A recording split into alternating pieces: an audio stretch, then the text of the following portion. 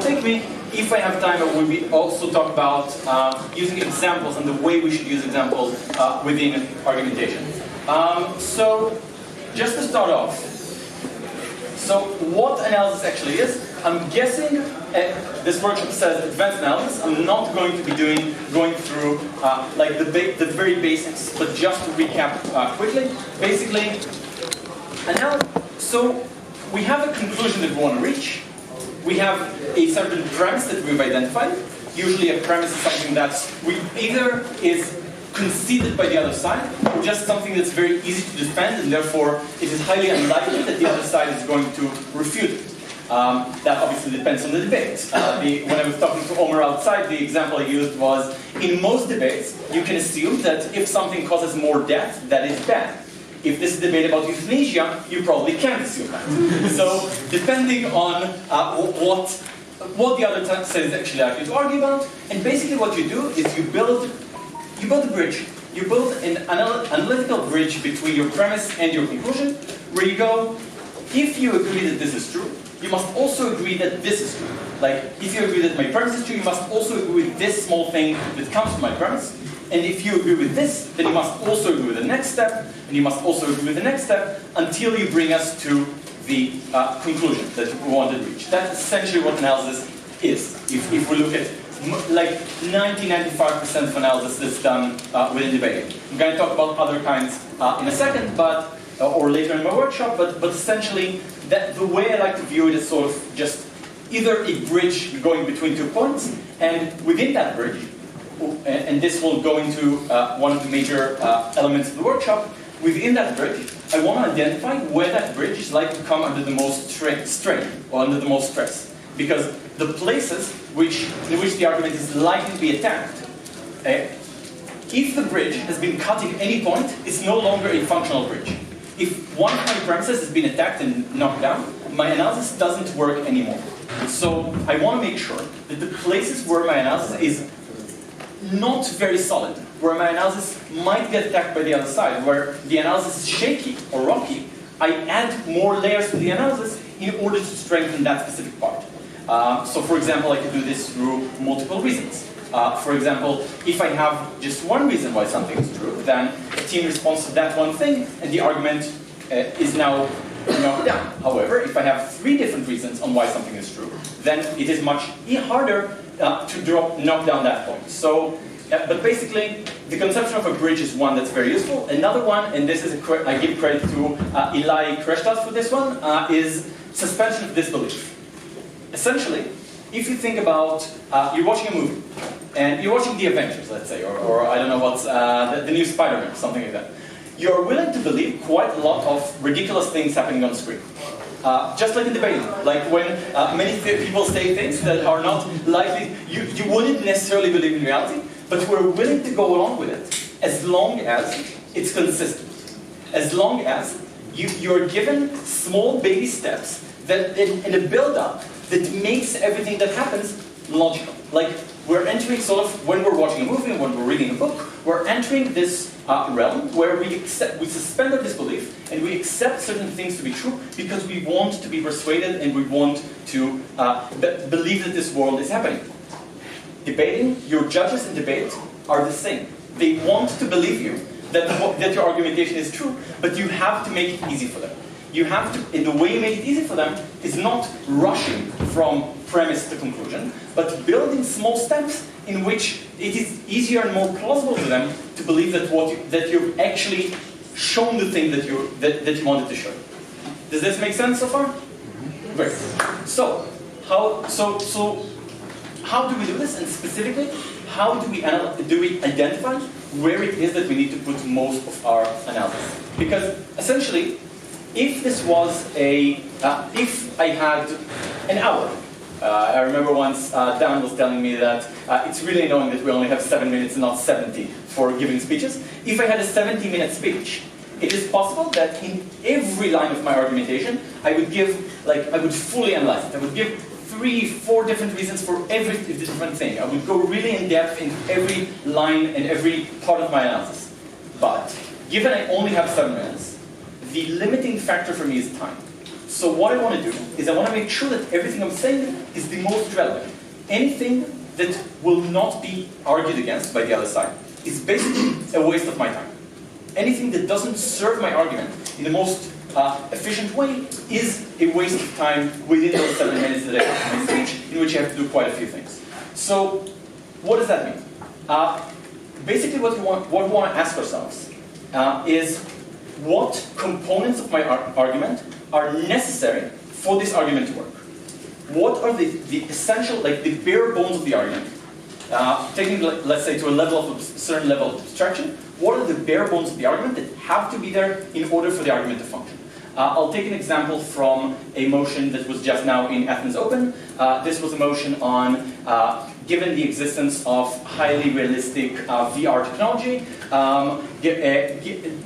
making people watch people who watch porn, making them once in their lifetime watch their favorite type of porn from the other side. Basically, from the point of view of the person in that movie, like let's say a guy is watching porn, he's experiencing now this from the perspective of the woman within that porn video in a highly realistic setting. So, I am government, and I want to analyze that being exposed to this will lead to people being more sensitive and less applying the problematic norms that sometimes exist within porn.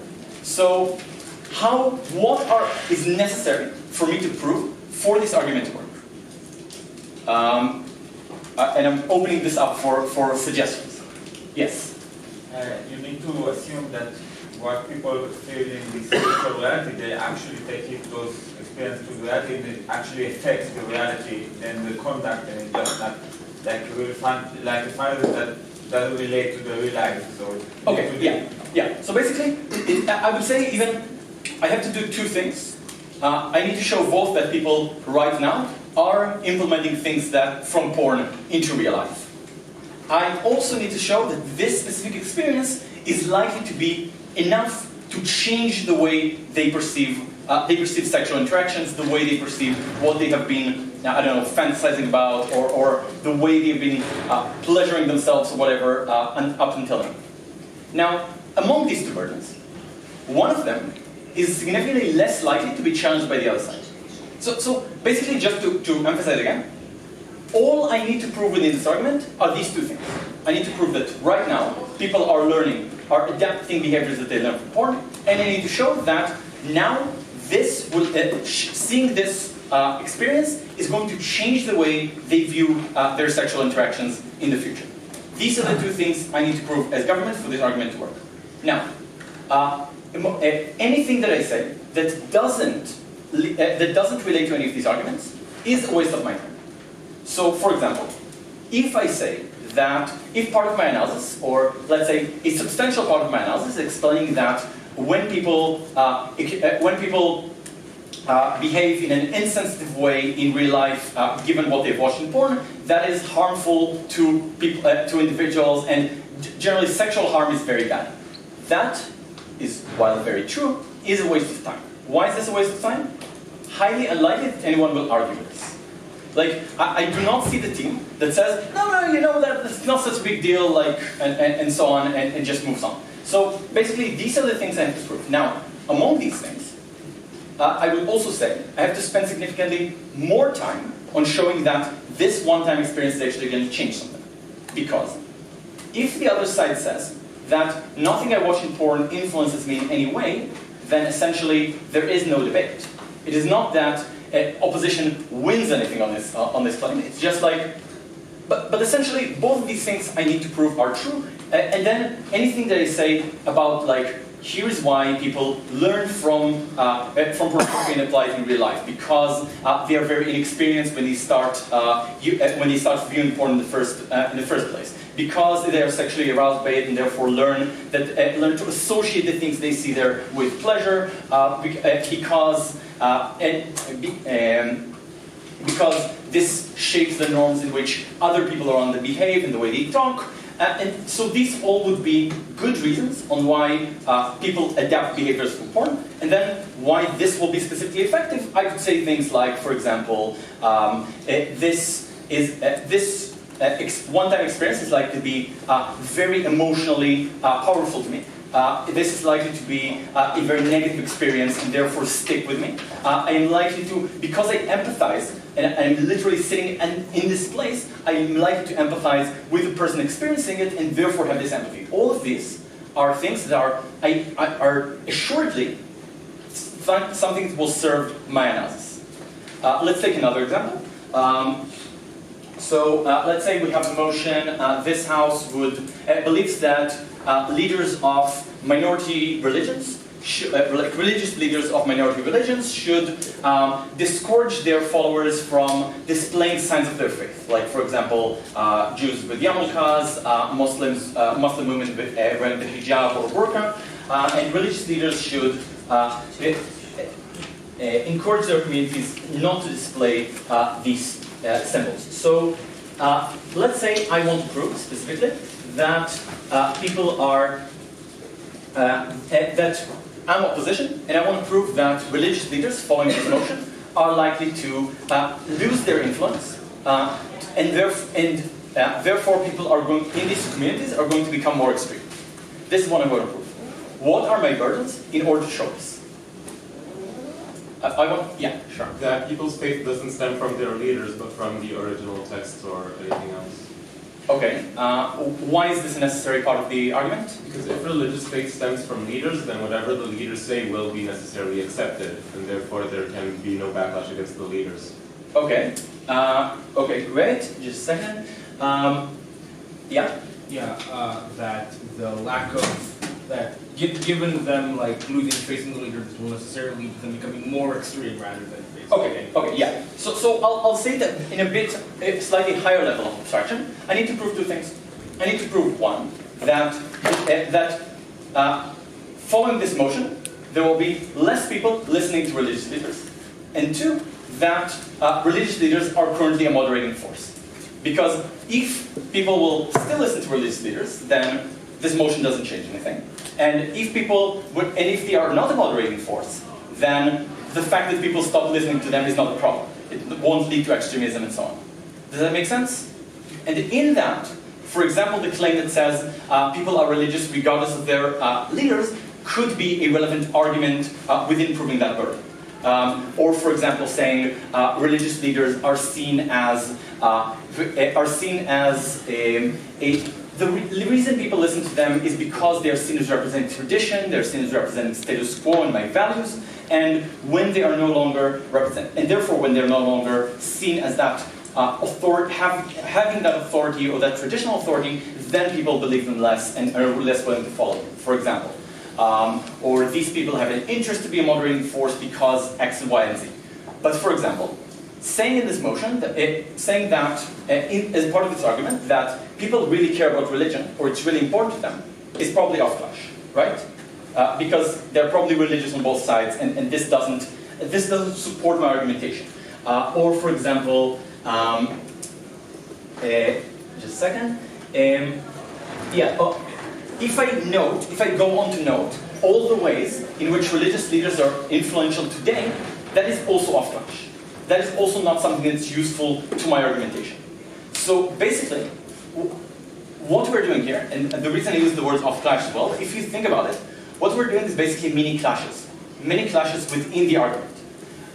And this is, by the way, this is, I think, a very useful way of making sure our analysis is spot on. It's also a very useful way for mostly people who are used to doing second speaker to think about what analysis is. Because usually, you have in most teams the person who is more like analytic and the person who's more strategic and used to thinking in burdens and clashes and so on. So, and sometimes you have to switch roles, or sometimes as a second speaker like DPM, DLO, you have to make arguments as well. I think that's a very useful way of thinking about argumentation if you're used to thinking about summary speeches, if you're used to thinking in clashes and so on. So that's one way of identifying our burdens, just taking it one level of abstraction higher and asking what are the essential components that this argument has to have within it to work.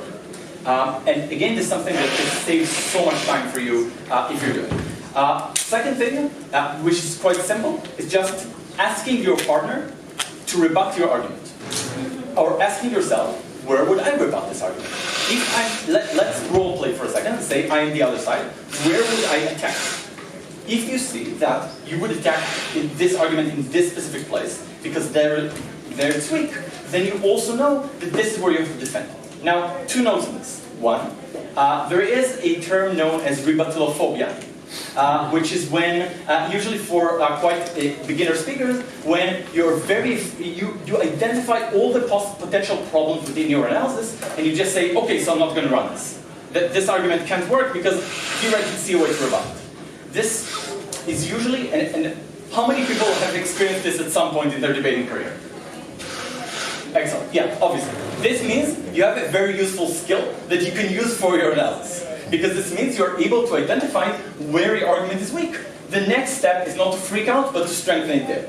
Add more reasons. Add more in-depth analysis on that specific point. These are the sort of things that are useful when you are able to identify where your burdens lie. The other thing I would say about this is the more advanced you are, the more useful this will be. Because sometimes we will miss. Sometimes we will think certain things will be argued with when actually they're not really the clash. A subset of the way of doing this, which is even less intuitive, is thinking, where is it hardest, which part of the argument am I least comfortable with? Because often what happens is, speakers will intuitively know that they have a leap within their analysis. There is a part that they don't really know the reasons for, or they think it doesn't make that much sense for this thing to actually derive from one premise to derive from the other. So they will just skip it and hope nobody notices. And I've done this a million times. I'm sure everyone in this room has done it on several occasions. And what you should be doing is exactly the opposite. You know intuitively that this is where your argument is its weakest. You want to make sure that you spend as much of your time on that specific link. Like, that will usually be the most important thing you need for that argument to work. And if you're identifying that this is where it's weak, the other side probably will as well. So making sure that your argumentation rests there, really, really important, really useful for, again, making the most of your time. Now, finally, another conception that I think is really useful in identifying burdens, and this is, again, I'm giving a lot of credits here because many people, I've learned my analysis from many different people, and as I'm sure you will as well. This one is, I'm giving credit to Eitan Oz, and this is the idea of the pendulum. The idea of the pendulum is basically, you have, usually, let's say there is a spectrum. On the one end of the spectrum, you have things that are very likely to happen, but highly unimportant. On the other side, you have things that are really, really important, but highly unlikely. Let's say someone will be pissed off by this motion happening versus nuclear disaster. And someone will not like this motion passing is almost universally true. Humanity will be destroyed by nuclear war is very, very important, highly hard to prove in almost any debate, except this House believes that all states have a right to nuclear weapons. Essentially, what you want to think about is, where does your analysis sit? Where does your argument sit on this pendulum? Which side of it is it closer to? Which end of the spectrum? So many arguments. Let's say I'm in a debate about the death penalty. How many people still do that? Is this still a debate that's going on? I'm not entirely sure. Yes. Yeah, okay. So the debate about the death penalty, my argument is that if we enact the death penalty, we will have more deterrence against murder, and therefore less people will be killed. Where does this sit on the spectrum? Is my analysis, is my burden to prove likelihood or to prove impact? Likelihood, obviously. Nobody is going to argue that saving people's lives is unimportant. Let's say I have an argument that says if we raise workers' wages, then products will become more expensive. Where does this sit? What is my burden? Impact, right. Because obviously it is true that if you pay people more to make something, that thing will cost more. Like, I don't think I need more than 2 lines to prove this thing. To what extent will this be more? will this be a significant rise? What will this lead to? This is where my burden actually sits within that argument. So that's a conception that I think is really, really useful to work with. And almost every argument, just try to think, where is it likely that I'll need to be spending most of my time?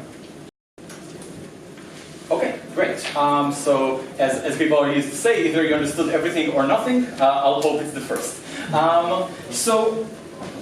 I'll go on now to, this is quite a brief one. Usually I do this in a smaller group and then we have examples and we throw things around, but I think this is a bit too many people to be doing a lot of that, and we have quite a short time. So what I'm going to be moving on to now is using criteria for analysis. So most of the analysis we use is linear. Like, premise leads to this, leads to this, leads to this, then this thing happens. And this is usually enough, but there are some things that we encounter in debate where it doesn't really work in a linear manner. For example, I want to prove that people change their minds about something. Or I want to prove that we get a more prosperous, a more stable development model for a nation. That is not something that I can just say, this happens, then result. Or if I do, it usually ends up being very, very simplistic. Because the great majority of people aren't actually going to change their minds as a result of a specific message. There are many different things that could happen within the development process of an entire nation. And these things will usually come off as very ingenuine if I just throw out there in this like, boom, X leads to Y, X to Z proofs. So I think a very useful way of doing this is what's called criteria. Now, a very common example of criteria that I guess you have encountered or used even if you didn't know it was a criteria is, for example, when is it legitimate for the government to limit my choices? Basically what I would say here is it is legitimate for a government to limit my choices as my individual choice if I am irrational in the actions I'm making, if I am uninformed in my decision making, or when I am unfree. So criteria is basically, this is my criteria for when something should happen or when it's justified. Then I have to explain why that is true. So for example, in this specific example, I'm saying, look, the reason we give people freedom of choice is because we assume that people know best for themselves, and people are able to maximize their interests when we give them free choice. However, this is not always the case. Because if a person is uninformed, he doesn't understand what the choice he's making even means, then in what way can he be maximizing interest? Like, if I tell you, choose between these two doors, one has a brand new car, the other has a gun that will go off and shoot you, the choice between the doors isn't really and I don't know what is behind each door. Choosing between these doors isn't actually expressing my preferences or my in any significant way. So therefore, if my choice is uninformed, we can take it away. Or there are certain instances where we know people make really dumb decisions that don't serve their interests. Like, for example, people are really bad at thinking long term. So, for example, the state must force them to save for a pension or force them to wear a seatbelt, where it's just an objectively dumb decision not to do this. And if the choice is not free, like if I have a gun to my head, then it doesn't actually, that choice cannot be said to actually be mine. The only reason I'm going through this is to demonstrate how a criterion is constructed. I first of all say what my criterion is. Then I explain why each of the prerequisites for this criterion are true. And then I also explain why the motion falls under them. So for example, let's take another debate from Athens Open. This house would legalize all drugs. I want to say that the use of drugs is unfree in the sense that when I'm using a drug, I become addicted, and then my freedom of choice is taken away from me, and therefore this is not a free choice, and the government has a right to ban it, for example. Now, criteria are very useful for principal arguments, which is a different topic, different workshop, but they're also very useful for analyzing complex processes. So for example, let's say we have a debate about social media, very classic debate nowadays on like, and echo chambers, like this idea that says people gain a lot of their information through social media, all their friends around them gain it from the same sources, and therefore people become more extremist. Now, this analysis is quite shallow still. Like, it's a common idea, people know it, but it's not very compelling analysis to show to what extent this happens, to actually prove that this thing is true. What I think is very useful here is a criterion for when people are more able to change their minds, or alternatively, when people are becoming more close-minded and more radicalized. So from government, for example, I could set up a criterion that says, when do people become more close-minded? A few things need to be true. One, they're only being exposed to opinions that are like their own. In the sense of they're hardly being exposed to any opinion outside of their circles, outside of people that think like them. Secondly, they need, in order for this to also lead to radicalization, they also need to. So first of all, they also need to think that this is reality. Like, it's not that you're sitting in a bubble, but this is actually what reality is like. And finally, to become radicalized, you also need to hear even more extreme messages coming within your own opinion. So you only know that this opinion is true, you only hear this opinion, you think this is what everyone thinks, and you get the more extremist messages of this. Why does social media do this? Does the criterion, do you think I've done enough to explain the criterion, or do you think this needs a bit more explication on why each of these things is true? Yeah. Maybe just a little bit about like a social norm. I guess that it falls under this is reality, but like more specifically. Yeah, essentially, like basically saying, if everything I interact with tells me that this is true, then this becomes for me a perception, my perception of reality. Saying that this is untrue would be the same as, for example, someone telling me that the moon landing didn't happen, or something crazy like that. Then the second thing that needs to happen is that I literally think everyone thinks that for the exact same reason. Like, if I think that this is a commonly held opinion, I have never read any of the articles or arguments on why vaccines cause autism. I have never read them. Why? Because I know they are completely ridiculous, and everyone around me thinks and knows this, and for good reason, and therefore I am highly unlikely to engage with them. But for an anti-vaxxer, it's exactly the same. Like, they think that they have, like, everyone around them knows that vaccines cause autism, they don't even need to read the studies and so on. So this is what leads to a situation where people become closed-minded. And then, if you also get more extreme versions of your own opinion, you become even more radicalized through that. So why does social media do this? So first of all, because, like, it preferences the things you want to see, it preferences things you have liked in the past, and shows you these things, because you're connected with multiple people. Like, these are your friends, these are your colleagues, but you don't see most of their posts, and therefore you think that you think that you're getting everything. You think you're exposed to the entire reality, therefore it meets the second part of the criterion. The third part is because something that gets more comments, something that gets more reactions, is actually more likely to be pushed to you, and therefore, the most extreme things are more likely to be debated. They're more likely to have many comments, they're more likely to create more sensation, be shared more, and then you're more likely to get exposed to even more radicalized views of your own opinion.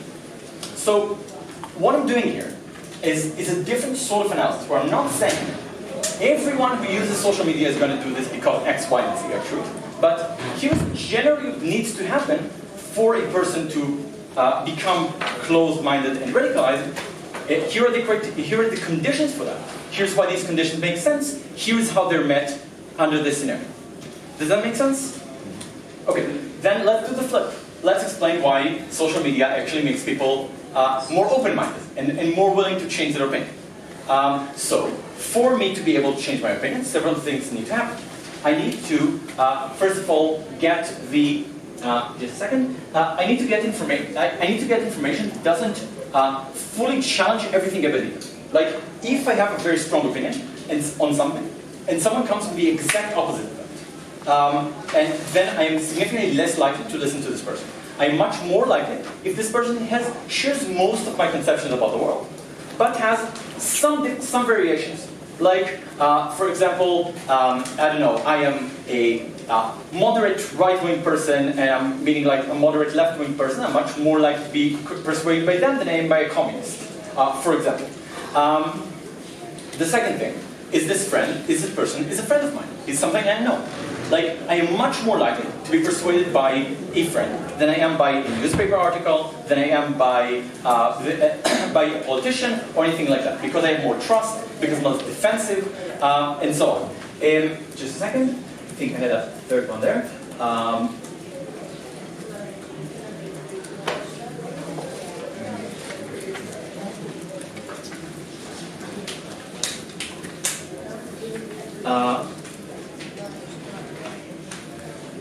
Oh yeah, and obviously, safe environment.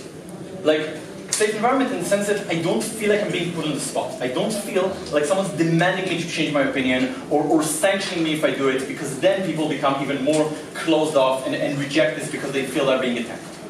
Specifically, in social media, this is significantly more likely to be the case, because I am exposed to people that are my friends. I am exposed to people, the fact that these people are like me, in the sense of have similar opinions and so on, is great. Because they have similar opinions, but not identical opinions. In the sense of, I do have friends from different social circles, I do have people who have slight variations on me in various ways, and therefore, it is more likely that I'm able to at least be exposed to some different opinions. And in here, obviously, I would also do the comparative, saying like, if I get most of my news from newspapers or television, I would just see what is my things that match my opinion. Like, I would just watch Fox News if I'm a conservative. I would just watch I don't know NBC if I'm left wing, and I wouldn't watch. I wouldn't make myself exposed to the other side at all.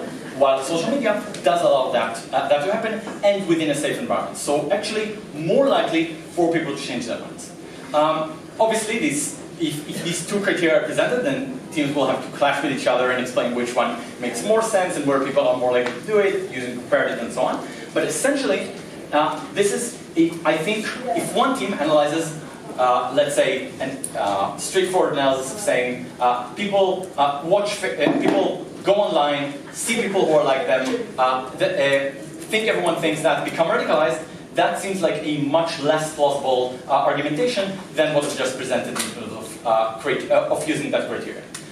So what I would encourage you to do is try implementing that. I think there's a SPAR debate happening today at 5:30. I don't recommend necessarily using completely new techniques of argumentation in your first round in Euros. That is not necessarily an advisable thing to do, given that these things take practice in order to do well. Nice thing about criteria, though, you can use them when you find a good one that works for you and that you've used several times. You can use it again. Like these criteria for social media, I've used dozens of times in different debates. And these are things you can think about on your own. You can think about them regardless of the specific debate, just by sitting in prep time and thinking about like how do these sort of phenomenon happen and so on. So I think that's a useful just way of thinking about debates and thinking about analysis. But remember, the steps are really important here. Saying what your criteria is, saying why that's the right criteria, and then showing why reality actually fits that, or the case in question actually fits that. Are there any questions at this point? Yeah, sure. So I know this will be quite general, but like mostly one team puts out criteria, then you put out criteria.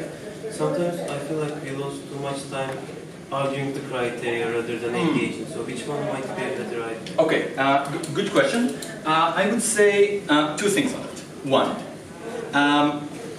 if another team has put on a criteria, the first thing you want to ask yourself is, can I win on their criteria? Because if you can, they've just given you a concession with which you can win the debate. If another team has said, this is our criteria of when you should do something, and then you're able to prove that this thing falls on the other side of that criterion, then they have basically, marked for you the target that you have to shoot your arrow into in order to win. So sometimes it's not useful to rebut the criteria. It's just saying like, yes, we accept that criteria, but it actually falls on our side. And that's a very good, useful way of engaging with the criteria.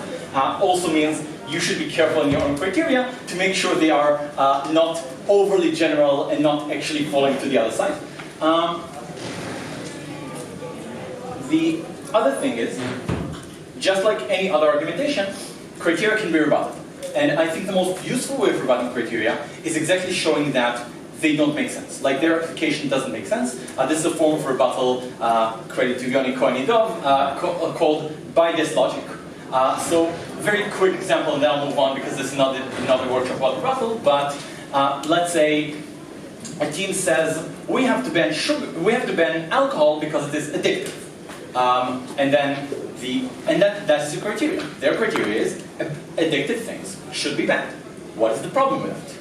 Can you think of other addictive things that we might not want to ban? Coffee, chocolate. Coffee, chocolate, debating. Work. Many people become workaholics. That is not a good enough reason to ban work. Definitely looking at the criteria and saying, does this actually make sense? Are there completely batshit crazy cases that fall under this criteria as well? And if so, then probably this criteria should not be used and doesn't work. Okay, then anything else?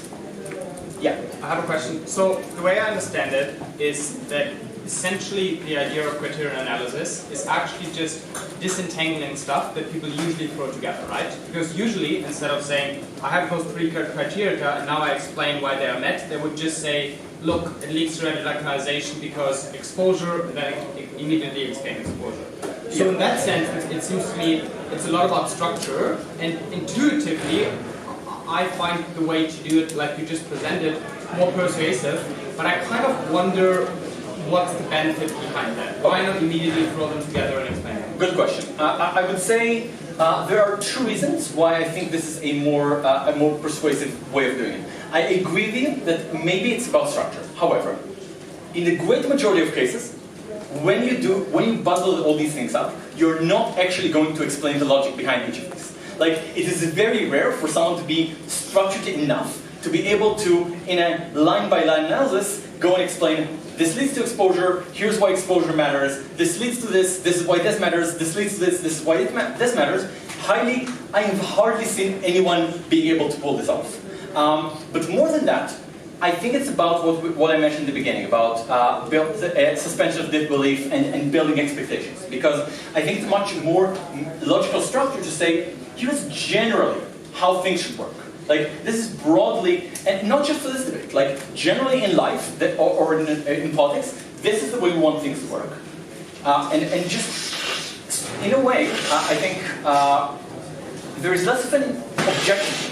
Like, if you start your analysis by saying something that's clearly to your side, judges are obviously asking themselves, was this proven, to what extent, and so on. If you just say something that's neutral, like something that doesn't necessarily serve your side or the other side, there is, first of all, less likelihood for that to be rebutted, but also more likelihood for judges to just buy that.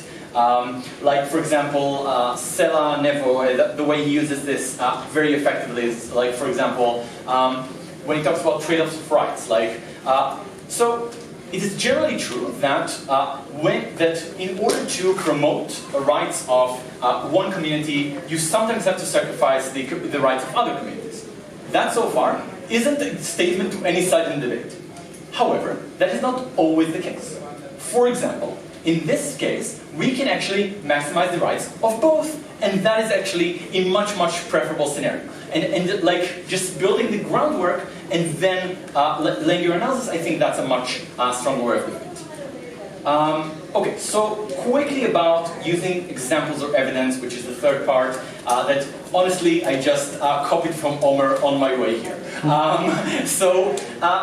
Examples in debating are touchy subjects, specifically in the BP format. Because, like, you know, average intelligent voter and what we can assume the judge knows, what we can't, are examples enough to make arguments through, and all these things are often quite confusing. So I'm going to talk about 3 ways in which examples can be useful for you in debate. I think that examples are enough to substitute for analysis. So you still want to have, even if you have like 12 different examples of when something has succeeded, or this has worked here, this has worked here, this is not enough to actually prove your argument in itself. However, if you're able to show persuasively that your argument is attached to things that have actually happened in the real world, obviously that adds a lot of argumentational or rhetorical weight to that argument, because you're actually able to show this is not just something I've thought up in 15 minutes of prep. This has actually happened in the world in various situations. So this could either be like, here's an example that really fits our case. Here's an example where something has been done exactly according to this model, and this has worked well, or this has worked unwell. For example, let's say we have a debate about legalizing prostitution, then we want to look at models where this has been done, whether this has been done well, where this has been done in a problematic way. So, for example, one team can say, give their argumentation. This really helps prostitutes because so-and-so.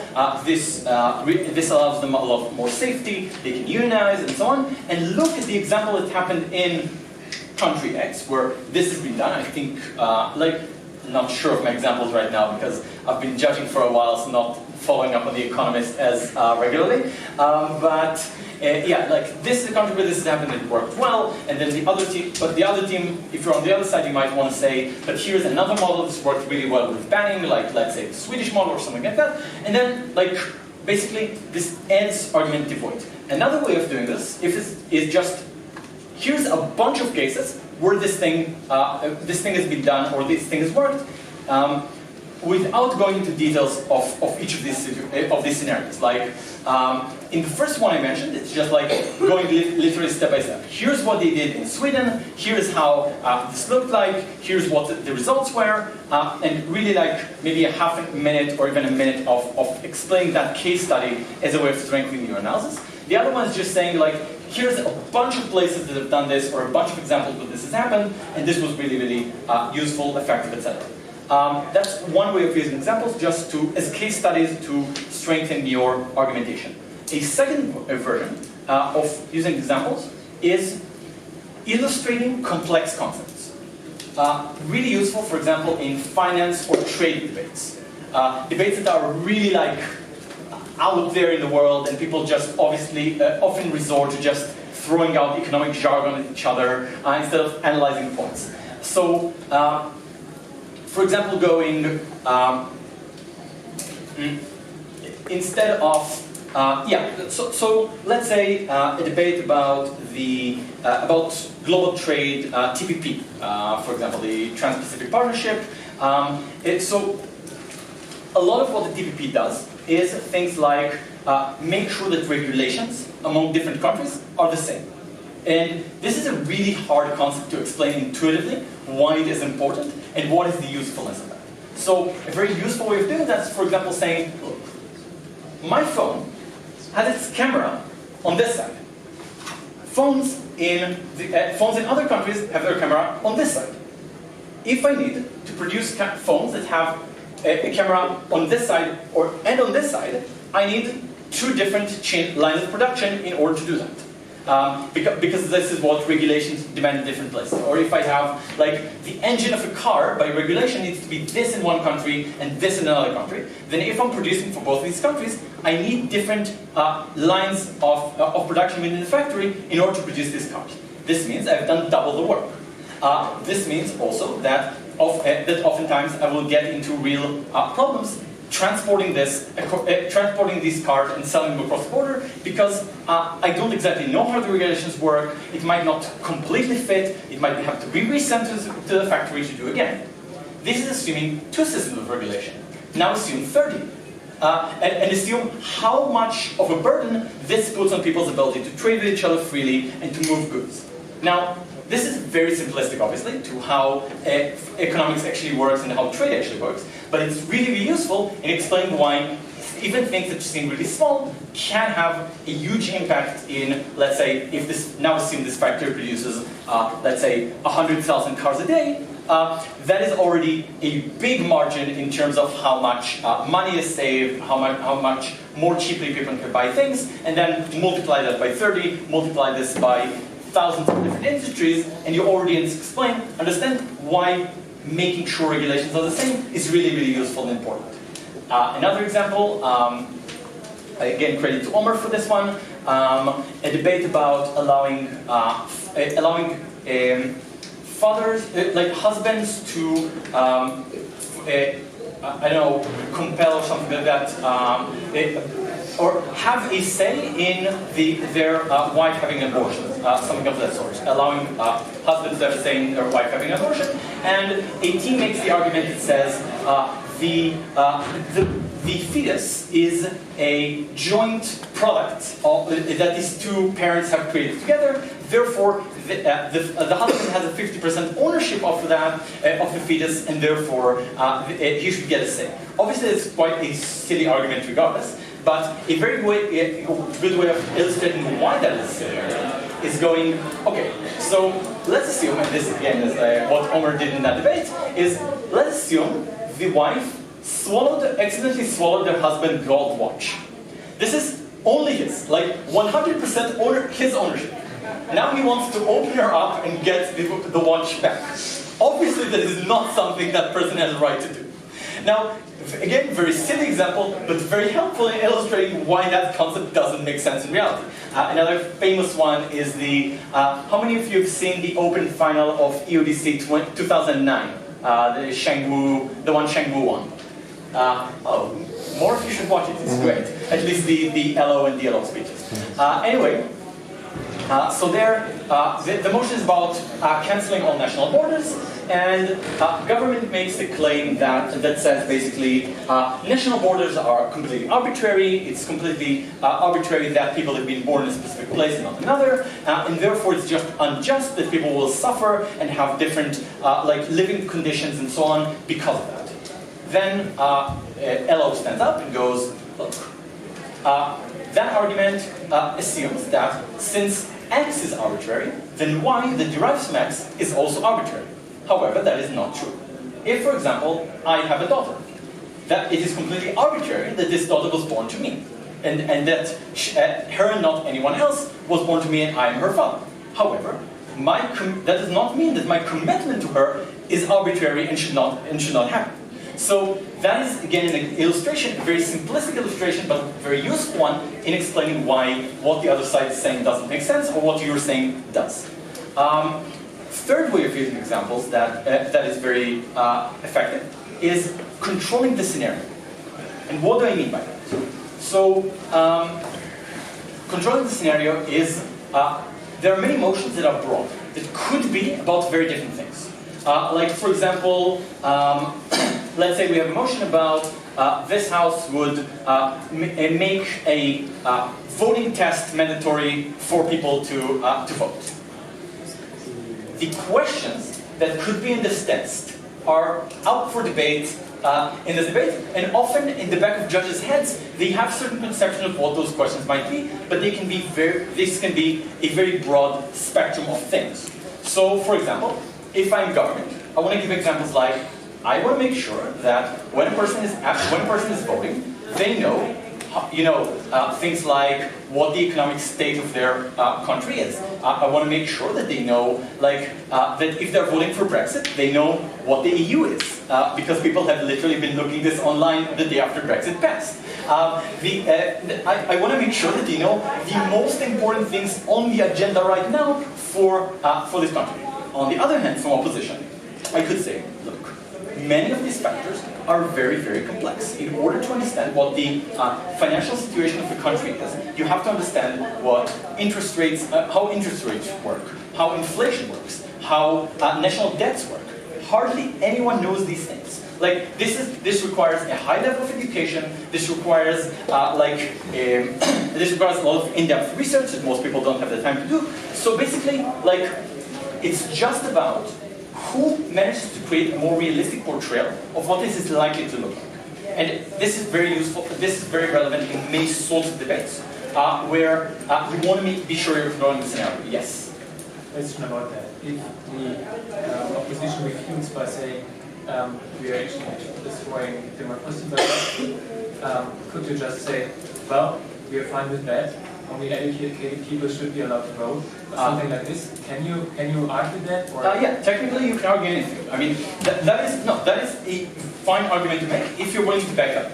If you're literally willing to say only educated people should vote, and then this debate becomes like opposition might be able to come up with reasons why that would be a bad idea, but fair enough. Like extending your burden is a fair thing to the debate.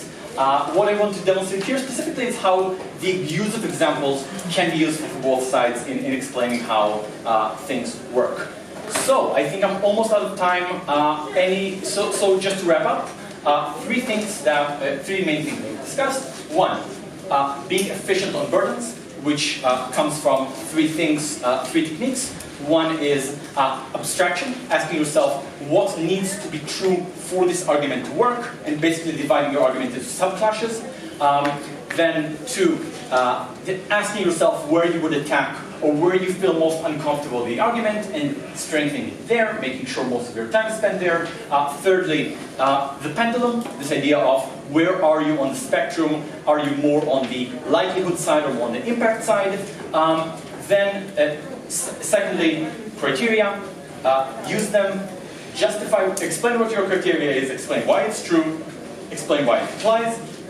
Thirdly, examples, three types of examples that can be used effectively in debating. One, case studies that show that either something has worked or has not worked, controlling the scenario, and illustrating complex concepts through scenarios and examples. Great, thanks so much. Hope you find this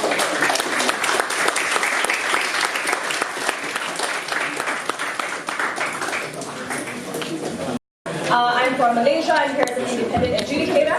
And today, I'm primarily going to cover four things. Number one, when you are an extension speaker, what is it that the judges are looking for?